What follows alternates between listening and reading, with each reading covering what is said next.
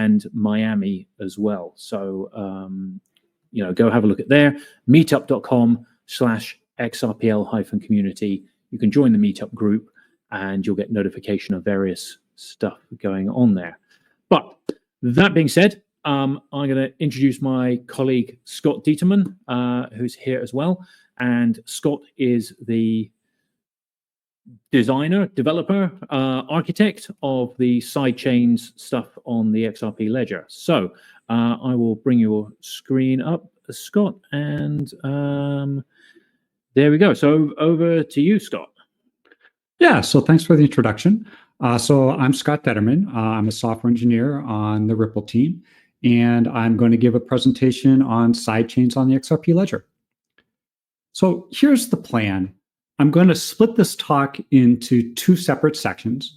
The first section is going to be just a high-level overview of sidechains, so motivations for why we want sidechains, properties of sidechains, specific examples of what a sidechain might be, and then a high-level technical description of the fundamental operation of a sidechain. And after that, the second part is going to be how you would actually go about and build this sidechain.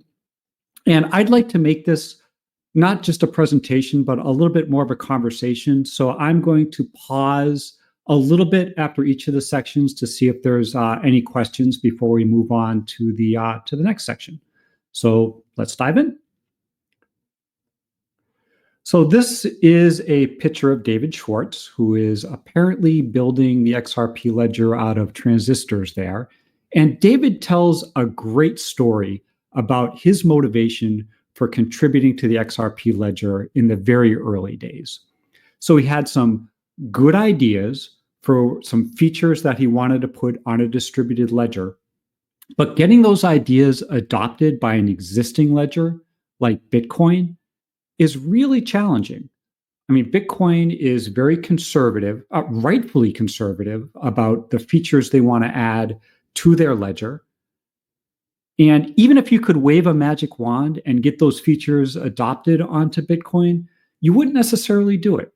I mean, the features in isolation might be a really good idea, but you combine them with what's already on the ledger, that might not work so well. So fast forward to today, and we find ourselves in a little bit of a similar situation. The XRP ledger is rightfully conservative about the features the XRP ledger adds. And even if the feature is good in isolation, you don't want to necessarily add it to the ledger. So David suggested, so there's a couple ways we can solve this, right? If you have a new idea, the first thing you're going to think of is, let's do a greenfield project. And greenfield projects are a lot of fun. I mean, you can elegantly solve the problem in front of you. You don't have to worry about the constraints of the existing system. But there are also drawbacks for doing a greenfield project. I mean, it doesn't necessarily have all the features that the other system had. I mean, where's the bathroom in this thing? And more importantly for distributed ledgers, that other system has a lot of users already, and attracting new users to your new distributed ledger is a challenge. So the other thing you can do, we already talked about, you can add on to an existing system, but that has its own set of drawbacks. I mean, does the new thing fit in well with the old thing? And importantly for distributed ledgers, where value is at risk, we're really sensitive to bugs. And bugs don't necessarily live in the feature you're going to add on, but how that feature interacts with all the existing features can be a source of bugs. So given these problems, David actually proposed using sidechains. And sidechains are an intermediate, it's sort of in between a greenfield project and adding on to the ledger. So what it is a sidechain is an independent ledger. It can have its own consensus algorithm and its own transaction types and its own set of rules. But importantly, there's a way to transfer assets from the XRP ledger to the sidechain. And then later on, there's a way to return those assets from the sidechain to the XRP ledger. So given those characteristics, what would be some concrete examples of sidechains? So the first would be some sort of smart contract layer. So an Ethereum virtual machine smart contract layer, or a WebAssembly smart contract layer, or even something using the Move virtual machine. The other thing you can do on a sidechain is have your own custom ledger types and your own custom transactors. So for instance, you may want a sidechain with an algorithmic stablecoin.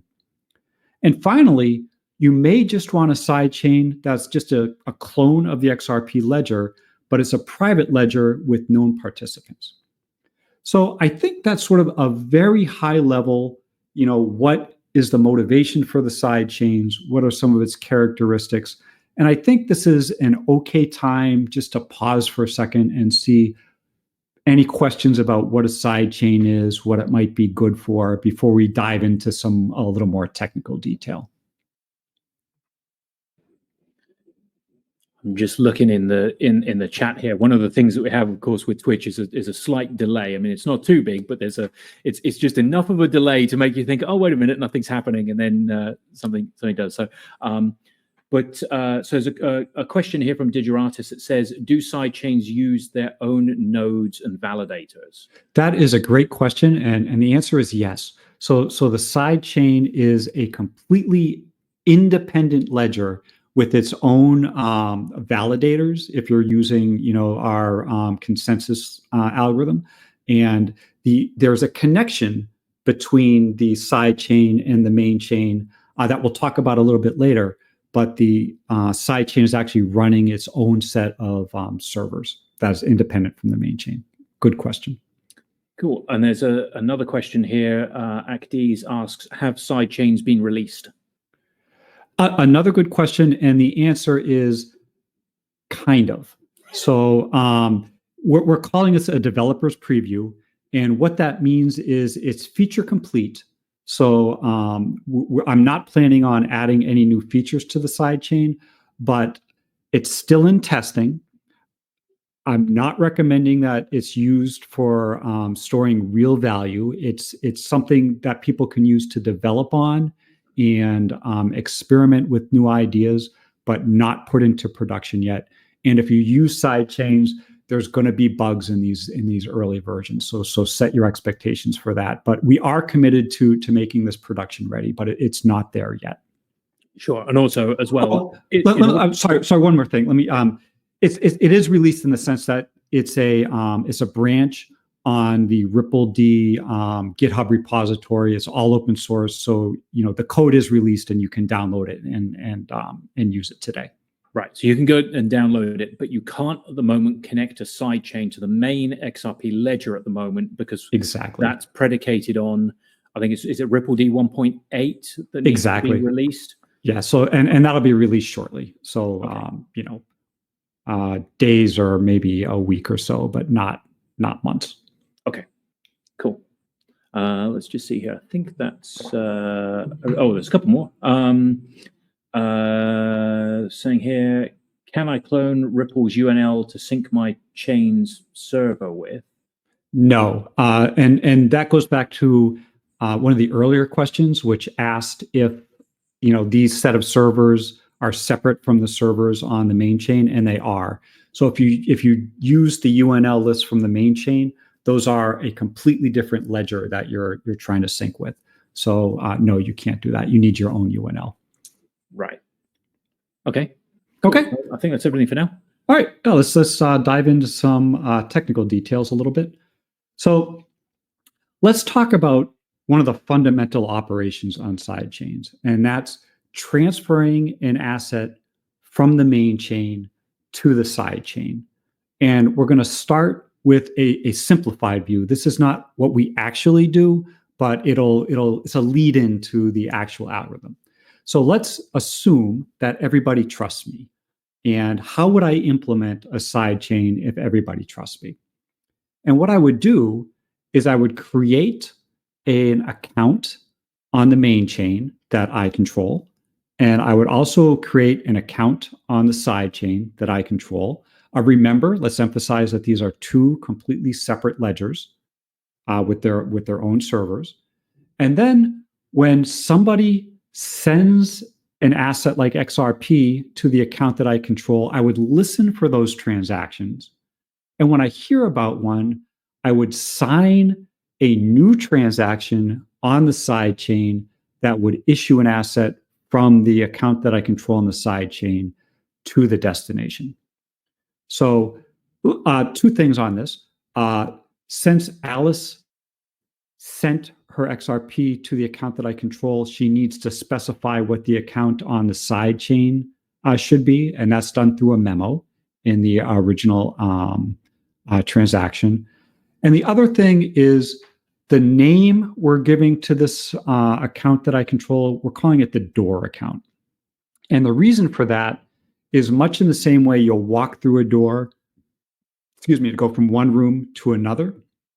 You use this door account to have an asset, go from one chain to the next chain. So in this trust me world, it's not exactly what we do, but it leads into the actual algorithm. So let me show that. So in the actual algorithm, we have this set of servers, and these servers only live on the side chain, and we call these servers federators. And these federators, an individual federator doesn't control the door account, but as a group, they jointly control the door account. And the way they do that is through our built-in multi-signature scheme, which is already part of the ledger. So what you do is you have a signers list on the door account, and that signers list consists of all the keys from your federators. So there's a key from the first federator. And of course, the second federator has its own signing key. So there's a key for the second federator, etc. And then a transaction is only valid if it's signed by 4 out of 5 of these federators in this example. And the other thing you need to do is disable the master key, so that can no longer be used for transactions. So now, go ahead. I was just going to ask one question that's kind of come in that may be relevant to ask at this point is, Paddy XRP has asked, do the validators on the main network need to vote on any of this? And as far as I'm aware, no, they don't. And in fact, I think, correct me if I'm wrong, but the main XRP ledger actually has no knowledge that a sidechain even exists, right? If I create a sidechain and connect it to the XRP ledger doesn't even know it exists, right? Yep, that's a great question, and I think you answered it great. I mean, you can sort of look at an account and see how it's initialized. So we'll talk about that a little later in the talk. And if an account is initialized, that's sort of an indication that it might be an account for a sidechain. Right. But first of all, you don't need any kind of permission from the main chain to run a sidechain. There's nothing the main chain can do to stop you, which is a nice attribute. And then the main chain doesn't actually even know whether it's just a multi-signature account or it's a sidechain. It's just a regular account on the main chain. There's no new functionality there. There's nothing special. Right. Just it might have to be a particularly busy account is the only thing that it would see, right? Yes, exactly. Yeah. Exactly. Okay. Cool. So let's walk through a transaction being sent with these federators, and it's very similar to the previous example, with the exception there's going to be just a little bit more communication. So Alice is going to send XRP to the door account. Each of these federators is going to be listening for transactions on the door account, and they're acting independently. And when it hears about a transaction, it will sign a transaction and broadcast that to the other federators. And then simultaneously, it will be listening for signed transactions from the other federators and collecting them. When it collects enough signatures, in this case, at least 4 signatures, it will submit the transaction to the sidechain, and a asset will be issued from the door account to the destination. So again, very similar to, if I just controlled everything, except now this set of federators jointly controls the account. They communicate amongst themselves, and then they will send out the assets. And of course, going from the side chain back to the main chain is just very similar. It does the opposite thing. And transactions are kind of, they're effectively one-to-one. There's not a concept like kind of, in Ethereum, you've got roll-ups, right? In which you, I guess, aggregate a bunch of transactions on the side chain and then, put them en masse as one block into the main network. But I mean, we don't have that. I mean, we don't need that, do we, in the XRP ledger? It's just a straight one-to-one mapping, right? Exactly. And that would be difficult to do because transactions, or at least unless you modified the sidechain to support this, transactions go to a single destination. You couldn't. So if Alice sent something to the door account for Bob, and Alice sent something to the door account to Charlie, right? You can't have the door account on the sidechain have a single transaction that will send to both Bob and Charlie at the same time. You would need two transactions for that anyway. If somehow there was, the same account sent to the same destination, you could do it, but it wouldn't be worth that optimization. Right. So, yeah. But I mean, I guess by theory of it, by virtue of it being a sidechain, you sort of get in some way that, because, Alice and Bob can be transacting, back and forth on the sidechain, and then finally make some transaction out to the main chain. And of course, you wouldn't see all of those transactions that have happened previously on the sidechain. So in some ways, you kind of have a roll up in that regards, right? Because that's kind of the point. You're not seeing all of the sidechain transactions on the main chain. It's only when you want to transact with the main chain that it goes out to there. That's a great point, Matt. And that's actually, you can even make the larger point of you transfer the asset to the side chain, and then you can do a whole bunch of stuff, whatever weird stuff you're doing on the side chain, and then whatever happened there doesn't matter to the main chain. And at some later date, just a single asset will be basically unlocked again on the side chain. So when you send it to the door account, it basically locks that asset. And then later on, you will unlock it and free it to the main chain. And you didn't see anything that happened on the side chain. Cool. Okay, cool. So I think that was sort of the high level technical description of that fundamental operation. Again, I think we just answered questions, but if there's any others, this is a good time to pause. Otherwise, I'll move on to building a sidechain. So there's a couple. Oh, there's one here. It says we need to connect the sidechain to the Federator to interact with the main chain. Right. So how does maybe that's what you're about to perhaps show here is how does a sidechain actually connect to the main chain? That's another great question, and it's done through the existing RPC. I shouldn't say existing. So we added a new RPC command in the 1.8 release that supports sidechains. So when the Federator connects to that, it will connect through a WebSocket and use that new RPC command to stream transactions through the WebSocket back to the Federator. And you just specify the network address of the main chain you want to connect through in the configuration file. And I'll show that later on as well. Okay, cool. Okay, cool. So let's actually start looking at the steps you need to build a sidechain. Okay, so we've done the high level description. Let's talk about the concrete steps to build a sidechain. So the first thing you're going to want to do is you want to fork the sidechain branch of the Ripple-D repository. And the reason for that is these federators that I've been talking about, they currently live in the Ripple-D executable. That may change at a later date, and it's a ambition of mine to do that. But for this first release, it needs to live with Ripple-D.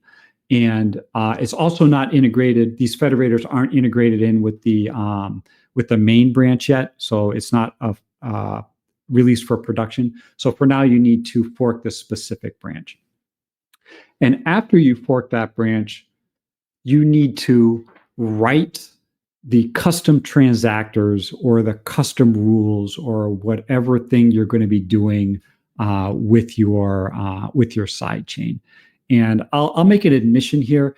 This is the hard part, right? This is the heavy lift. This is, you're going to be writing C++ code, and it's not something that you're going to be quickly be able to do. Writing new transactors is a hard thing. And explaining how to do that in a talk is just, you can't do it, right? It would be several days at least. So it's a little like the tutorial about drawing the owl. So instead of that, we're going to start with an existing ledger that's been modified and is custom. And then once we have that ledger, show what you need to do. So the ledger we're going to work with, and actually Matt mentioned, apparently there's a Twitch stream on Hooks next week. Was it, Matt? Yes, I believe it's next week. So that's going to be, hopefully, I think it's Richard Holland and Vitsa Wind are going to be talking about hooks. So you get a little sneak preview of that today. So I actually preview, and then they'll go into more detail on more detail about hooks themselves. So yeah. So I'm actually very excited about hooks. I would strongly recommend watching the talk next week. But let me give just a 2-minute description of what the hooks amendment is. So hooks is from the XRPL labs, very, very smart guys. And it allows you to attach WebAssembly to an account, and that WebAssembly program will run in response to transactions being sent to the account. And you can do some really, really interesting things with that. You can trivially make like a whitelist or a blacklist. So, you can make a WebAssembly program that will reject transactions based on a list that's in the program. You can also emit transactions from the WebAssembly itself. And some of the things you can do with that is you could say, donate some percentage of the assets going into this account to some charity, or you could even monitor the balance of this account, and when the balance goes above some value, send part of that balance to a cold wallet or something. But these programs are very, very flexible, and we're actually going to show an interesting use of this hook a little later on in the talk. But before I do that, I want to continue to talk about, once we have this ledger, what do we need to do in order to make a sidechain out of it? And the first thing we need to do is just modify our configuration files. So there's a couple different stanzas we need to modify. And the first is the main sidechain stanza. And this is going to contain the signing key for your federators. And this makes sense, right? The federator needs to add a signature to a multi-signature, so we need to know what that key is. There was a question earlier about how we're monitoring transactions sent to those door accounts. And the way you do that is you specify what the door account is. So this is this main chain account, and you tell it what the account is. And then you tell it the address to listen to. And this is the address that you will open up the WebSocket to and subscribe to that new RPC command. The next configuration file stanza is, it defines what assets can be used for cross-chain transactions. And these are, it's sort of a main stanza and a set of substanzas. And usually you'll only have one substanza. So the main stanzas is just a list of what the substanzas are. And in the substanzas, you list what the main chain asset is. And you specify that using the same specification you use when specifying an asset in a JSON transaction. So for IOUs, you'll specify an amount, a issuer, and a currency. And if you leave those off, it just defaults to XRP. And then you do the same thing for the sidechain asset. And you notice we actually give amounts here. So we say 1 and 1. And the reason for that is it allows you to specify an exchange rate. So most of the time it's going to be 1-to-1, but this is just the added flexibility if you wanted a different exchange rate for these assets. Well, and then these, cool. I didn't know we could do that. That's awesome. That's kind of neat. I think it's more useful in the context of IOUs than XRP. Right. I'm not sure.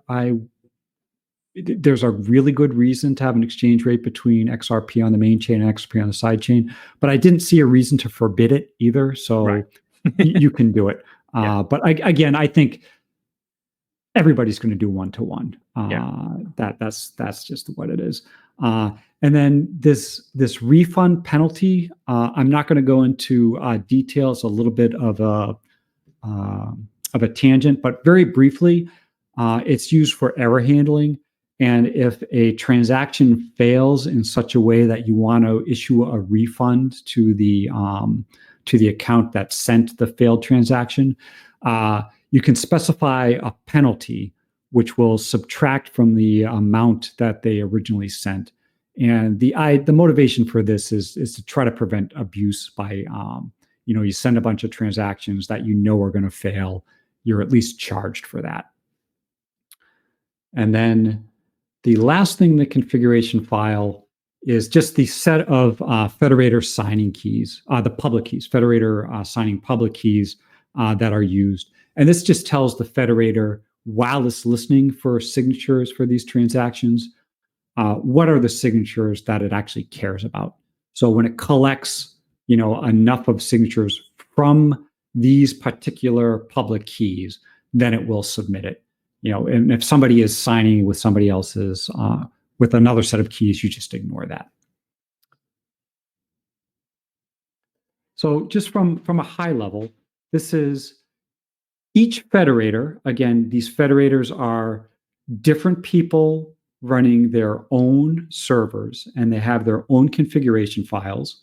And that makes sense because you're going to need your own signing key.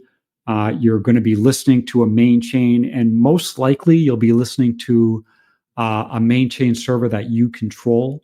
You're not going to use somebody else's because that would be a common point of failure. And that final stanza I showed, that needs to be common between all the federators, so that there needs to be some coordination between the people who run the federators. So that's sort of it on the configuration stuff. I do want to talk about setting up the door account, and after I do that, maybe we'll pause for questions, but move on very quickly to. So setting up the door account is fairly straightforward. These are the accounts that the federators control on the main chain and on the side chain. So you just need to create the account. So you do that just the normal way. You fund the account. The next thing, you need to set the signers list to be that set of federators that are specified in the configuration file that we just showed. Next, you need to reserve 3 tickets. And again, I won't go into details in that, but again, it's used for error handling. Error handling is sort of done out of band from the normal transaction processing, and out of band things need to be done with tickets. And the final thing you need to do is disable the master key. And that's obvious for 2 reasons. Well, it's obvious for one reason, and there's 2 reasons for this. The first is, if the master key were still enabled, there's a single person that controls or a single key at least that controls this account, and that's bad, right? That's going back to our single point or single point of trust, and we don't want that. So disable the master key so only the federators can control this account. And the second is, the code actually relies on this to know that all the transactions before the transaction that disables the master key are special. they're not meant to be used for like cross-chain transactions or anything weird. So disabling the master key is the last thing you need to do after you set up these store accounts. So what I just described is the steps you're going to go through if you're going to run one of these side chains sort of in production for real. But that's not how everybody's going to start. The way you start is you're going to run all of these servers locally on your own workstation. And we have a set of scripts that helps make this much easier to do. So I showed you those configuration files you need to set up. There's a Python script called create config files that will set up those configuration files for you. But they're only meant for the local machine and for testing, right? It'll also set up a configuration file for the main chain that these sidechain federators will connect to. The second important script is it's a Python module that just has a bunch of helper utilities that will do like cross-chain transactions and check balances, things like that. It's very useful for writing unit tests for your sidechain. And the last thing I'll dive into next is an interactive shell that allows you to interact with the sidechains. But before I dive into the interactive shells, I think this is also a good time to pause and see if there's any questions about the process of setting up these sidechains. Yeah, we've got a number of questions here, probably slightly more general, but we've got a number of questions here. Sure. So there's one I think I've already answered. Did your artist ask, assuming sidechains are also available to private CBDC version offered to governments? And yes, I mean, as far as I'm aware, one of the reasons for developing this sidechains was in relation to the CBDC project. So the likes of Bhutan, the Monetary Authority of Bhutan that are building something, they're going to be using this sidechain code for that CBDC project, I believe. Is that correct? I don't know if that's been decided. I think it's a good fit, and I think that the CBDC may or may not use this sidechain stuff. It's a little bit in flux right now. Okay. But I think it's certainly on the table, and it's certainly a decent fit. But and those kind of use cases are a good thing. Yes. Cool. There's another one from Dangel7 here that asks, what's the greatest benefit for sidechains? If a sidechain goes down, I lose my funds. But if the main chain is still active, if the main chain goes down, we all lose our funds. Is there any reason for sidechains to elevate the load on the main chain? I guess what they're talking about is, what are the responsibilities of the sidechain, right? And what's the chance that you can lose your funds on them, I suppose. So a sidechain is well, first of all, it's a great observation. I would say a sidechain is less secure than the main chain. For one of the reasons is you are fundamentally trusting the people who are running the federators, right? And in the same way, if you had a set of validator operators on the main chain can conspire and do bad things, you can have a set of federators on the side chains. If they conspire together and can get 80% of them to do bad things, then they can do bad things. And it's not that it's less safe on the side chain; it's the same fundamental problem, but you're dealing with a smaller set of entities, and when you're doing that, you're sort of higher at risk. So I agree that fundamentally this is a less secure than the main chain. It's more of a niche thing.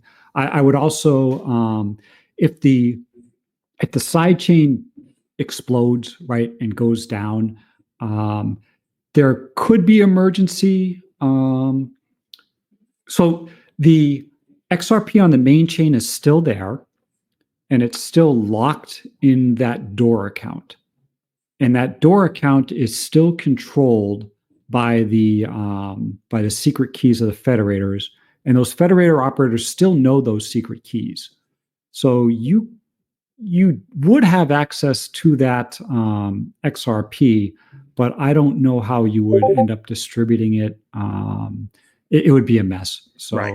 it would be a mess. Yeah, you wouldn't know whose XRP is. You know who's exactly. Yeah, exactly. Yeah. So I think this is a key point, as you mentioned about sidechains here, is kind of the reason for sidechains is you want to create something of which you have a bit more control over, because you want to customize it in a way that you can't necessarily customize on the main chain because you don't have the control to do so. If you want to introduce a feature to the main chain, you have to get everybody running the main chain to agree, and it both benefits and is potentially detrimental to everybody on the main chain, depending upon what the feature is.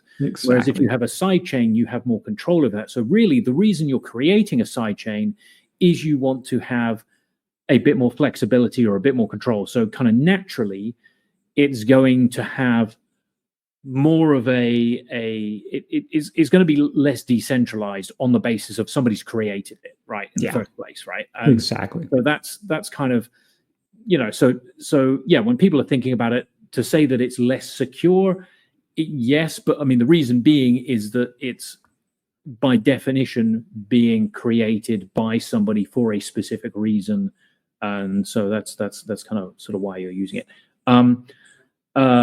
Somebody here.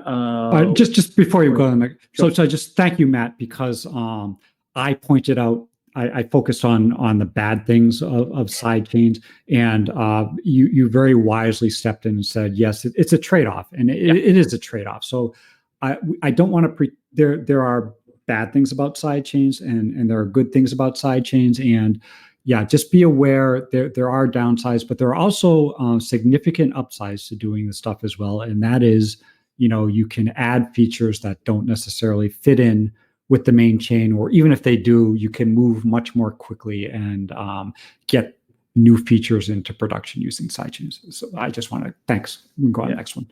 And that sort of leads on to the next. There's another question here that says, does a sidechain become obsolete once a new version of the XRPL is released? And I guess in yes or no, depending upon what the new version of the XRPL does. I mean, one of the good things with sidechains is you can use a sidechain to effectively test some feature that you don't know whether it is necessarily applicable or wanted by the whole main chain. So you can create that sidechain, run that feature, kick the tires, see how it goes. If everything all goes well, it might be that the validators on the main network say, okay, we're going to vote to approve this particular feature now to run on the main chain. And at which point you might say, okay, the need for the sidechain is now no longer necessary because the feature there is now supported on the main chain. And the only reason we created the sidechain was just to get exposure, people exposure to that particular feature. So, in that regards, then maybe, yes, the sidechain becomes obsolete if that feature becomes on there, but it doesn't necessarily have to be. It's entirely up to the developers there and the main network whether they want to adopt that feature. So the benefit of this is that you can trial things out much easier, right? I can say, okay, guys, I've got this new idea for this entirely new consensus algorithm I want to run on the XRP ledger. Well, I can implement that in the sidechain, spin up my own sidechain, and I don't have to ask permission from anybody. I don't have to get agreement from anybody. I can create that sidechain, test it out, and we can see where it goes, right? Maybe it crashes and burns. Maybe it's the best thing since sliced bread. And, I can make a case to the rest of the network and say, hey, look, this has been running really well for a year. Everybody loves it. How about we get it onto the main network? And, maybe the main network has an appetite to adopt that potentially. Mm-hmm. And I would also mention that's only true for a subset of features. That's only true for the kind of side chains where the feature is a good fit for the main chain. Yeah. And not all features are, right? So I hate to be too concrete of that because you can always there's pros and cons for any feature. But something like an algorithmic stablecoin is a little bit hard to put on the ledger. I'm not saying it's impossible. It's a little bit hard. There are serious trade-offs with that. But so if you put that on the side chain, it's sort of less likely that ends up on the main chain.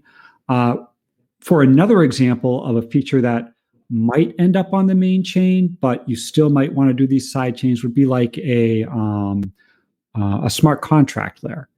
So you have a smart contract layer, but you don't know which one, right? So you have a side chain for the Ethereum virtual machine.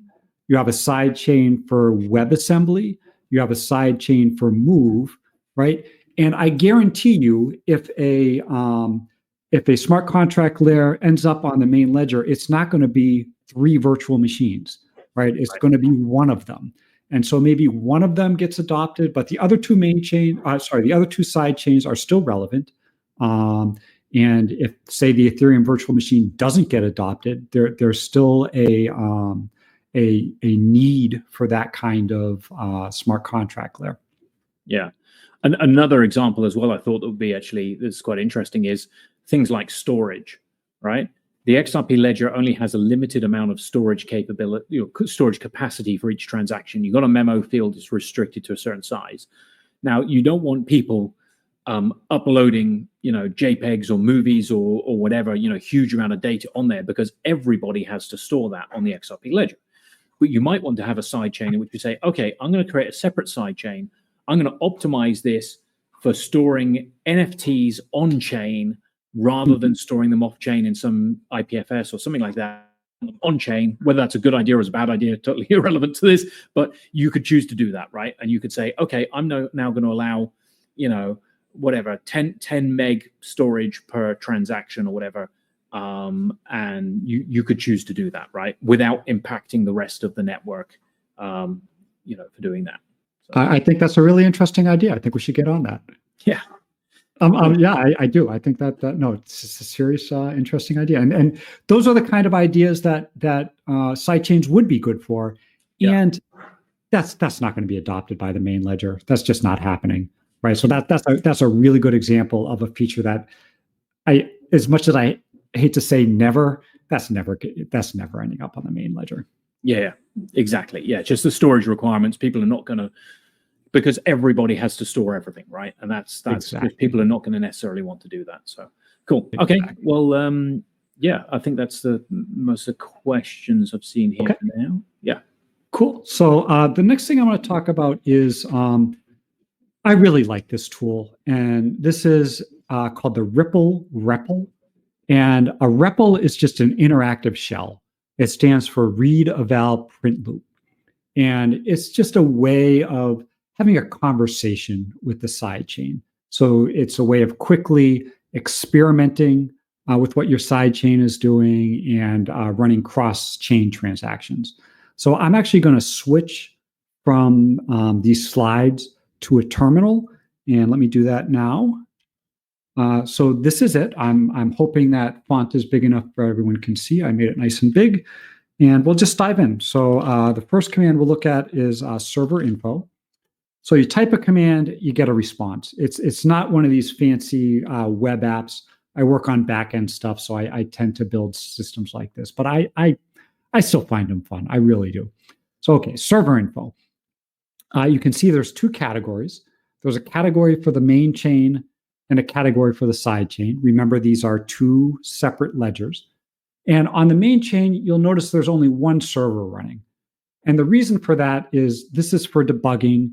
This is a server running in standalone mode. It's a special mode of the XRP ledger. And since we're only interested really in what's going on the side chain, we just spin up 1. And the other category is for the side chain. And you'll see there are 5 servers running. And these servers are running in just a regular consensus mode. There's, nothing special going on. It's just a regular side chain, just like you would run in production. So the next thing we'll do is we'll look at the balances of all. You continue. I'll just be right back. I've just got to get the door. I'll be right back. Oh, sure. No worries. Continue on. Thanks, Matt. So the next thing we'll look at is the accounts in our address book. And since we just started this server, it's no surprise that there's no user accounts. So there's an account for the root. There's an account for the door, which we already talked about. So let's add some user accounts. So the command to do that is new account. We say which chain, so on the main chain, and we'll say Alice. We'll say new account on the side chain.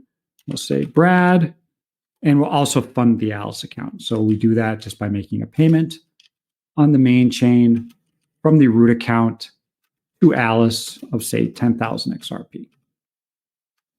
So now let's look at the balances. And okay, so on the main chain, we have an Alice account with a balance of 10,000 XRP. And on the side chain, we've got a Brad account with a balance of 0. And what that means is Brad is part of the address book, but is not yet on the ledger. It's an unfunded account.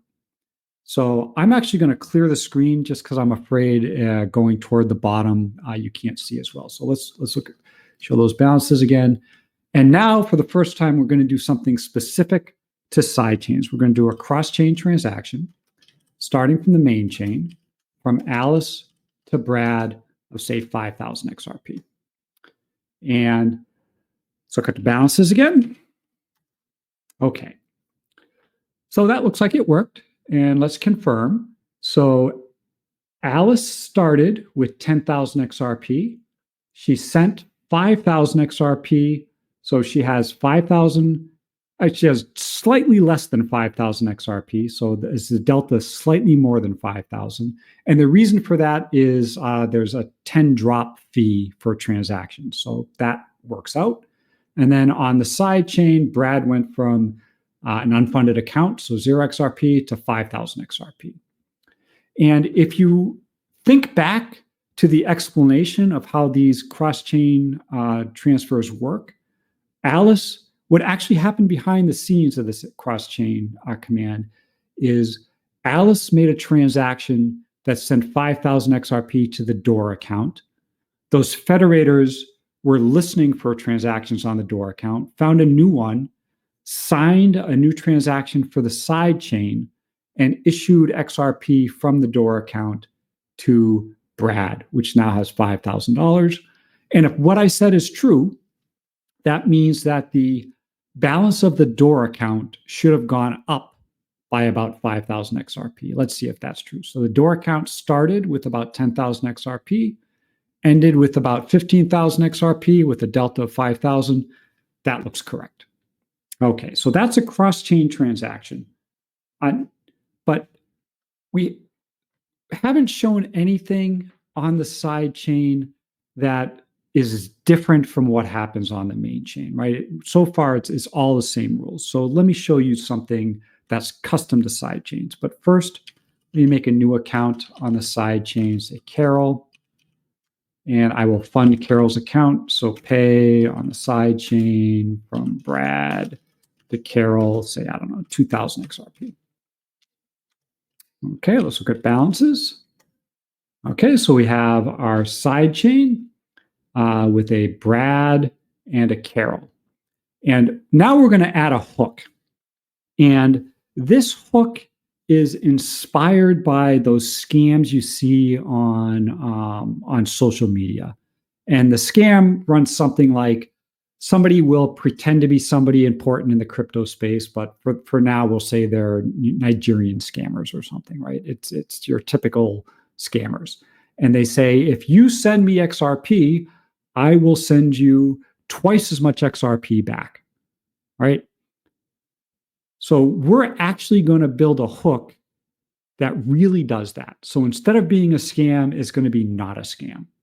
So the way we attach a hook to an account is through hook, the hook command. We give it an account on the side chain and the name of the hook. And the name of this hook is not a scam.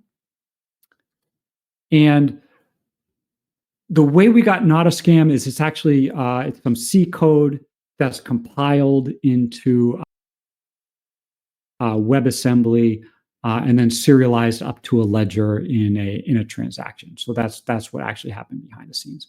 So now let's we'll make a payment on the side chain from Carol to Brad of, say, 500 XRP. Okay, so if there were no hooks, what should happen is Carol should have about 1,500 XRP and Brad should have about 3,500 XRP. But let's see what happens. So if we look at the balance, Well, Carol now has 2,500 XRP and Brad has 2,500 XRP. And the reason for that is when we sent the 500 XRP to Brad, Brad had a hook on his account that ran when that transaction ran. And what that hook did is it looked at the amount of the transaction, looked at who sent it to him, and sent the same or sent double that amount back to the original. And Carol now has an increase in XRP, even though she sent money to Brad. So I think we have not a ton of time left, but that's kind of, I think that's what I wanted to cover. So we talked about, the motivations for what the sidechain is. We talked about the characteristics of sidechains, some concrete examples of sidechains. We talked about a high-level technical description of how these cross-chain transfers work. And then we talked about how you would actually set up a sidechain and some of the tools involved. Again, admittedly skipping over the hard part of actually writing these custom transactors. But I think that's what I wanted to cover. And the take-home message, I think, is look at David's original motivation for contributing to the ledger. He had good ideas for things that he wanted in a distributed ledger that didn't fit in well with the existing ledger. If you have those ideas, a sidechain is a good way to get those into practice. And I think, happy to hang around and answer questions. Brilliant. Thanks a lot, Scott. I love the demo there. I just took a screenshot and tweeted it out, the not a scam hook and that coming back. I'll be honest with you. I hesitated a little bit to do that just because I'm so, scammers are so clever, right? Yeah. And somebody can cut up the video and make it sound like an actual thing. But so a little sort of joke here for the audience of an internal thing, or a little funny story for the internal thing. So, you've seen all of these scams in which you get these emails going around, like from Ripple, from Brad Garlinghouse. There's like YouTube videos that are running nonstop. Ripple actually sued YouTube for not taking them down, and the legal team been after them and everything. But you see these videos running, and there's these whole set of adverts and everything that are basically, yes, Ripple are giving away a bunch of free XRP to loyal whatever, right? So they are all scams, right? They are all scams. But internally within Ripple, we actually got a small bonus paid out in XRP, and we actually had an internal email from Brad Garlinghouse saying, "Thank you for your loyalty. Effectively, here's a bonus of some XRP. I'm sending you some XRP, right?" And so it was the most hilarious kind of like which way around, sort of like not a scam impersonating a scam impersonating a not a scam kind of thing. So that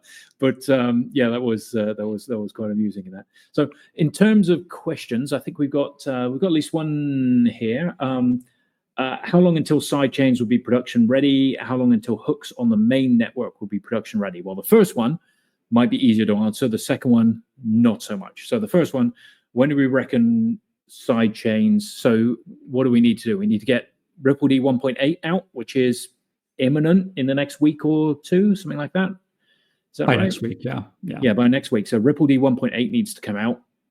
The validators and the nodes need to upgrade to 1.8, which will take a number of weeks, months, depending upon how quickly people want to update. And then I guess people need to kind of, download and start running sidechains at some point. So I'm guessing what we talk about, sort of a month or so, something like that, I guess. I think it's a little longer than that. Okay. So again, it's feature complete. It's not as well tested as I would like, and you really, really need to test this a lot. And we're software engineers here, right? We understand that it's very difficult to schedule how long it's going to take to fix bugs, especially in a distributed system. Distributed systems are really hard to debug. So I don't want to give a definite date. I would say we're really talking first quarter of next year is the best guess for this. Again, that shouldn't stop you from developing with it, but I would not use it in production until we sort of give the green light and say, yes, we think this is as well tested as it needs to be. Okay, cool. And then as for hooks on the main chain, that's how long's a piece of string. Unfortunately, that requires a vote from the validators on the network to approve it. So hooks is still in development. The last I heard, I think they're kind of aiming towards it being, complete by the end of this year. They've got a test net out at the moment you can play around with, but I think they're still doing some work on it. There's work going on with regards to tooling as well, because things like editors and debuggers and tools that you would need to help you build hooks. You can go ahead and build hooks now and run them on the test net. And as Scott just showed, you can he's got hooks running on his sidechain locally, and has done that. And then if hooks were to be on the main network, and again that's an if at the moment because it's entirely up to the network as to whether they would accept that. Then it's up to a vote for the validators to do that. So that process may take a while. We've seen amendments take a number of months to be approved, so it may take a while before that kind of happens there. So yeah, right. Okay, let me just bring back here. So I think that's kind of everything there. So, right, I'll just come back and reiterate that this session was part of a hackathon called DeFi Winter being organized by a group called MinorityProgrammers. If you scroll up in the chat, you will see a link to MinorityProgrammers and the DeFi Winter Discords. They've got Discords for each of them. You can go to winter.devpost.com to register interest. It runs until the 13th of February, so it's 3 months until the deadline. We're running a number of educational sessions on it. So last week I did an intro to the XRP ledger. You can find that on Twitch, on the videos on Twitch. We've just done the one on sidechains. Next week we'll be doing one on hooks, going into more detail on hooks. And then the first Thursday in December, the week after Thanksgiving Thursday, the first Thursday in December, we'll be doing a session on XLS20 and NFTs on the XRP ledger as well. So great. So one more plug as well, just while I'm here. meetup.com/XRPL-community. So if you're interested in meeting up or organizing meetups, we've just started this. So there's a number of them in the US. San Diego, Atlanta, San Francisco, Miami. There'll be more coming along. There's people who've expressed interest in running them in various cities around the world. And again, if you are interested as well, then let me know. We're going to try and help facilitate what we can for people there. So thanks a lot. And just finally, thank you very much, Scott, for coming on and doing this. Great to chat to you as always. And great to find out more about the sidechain stuff.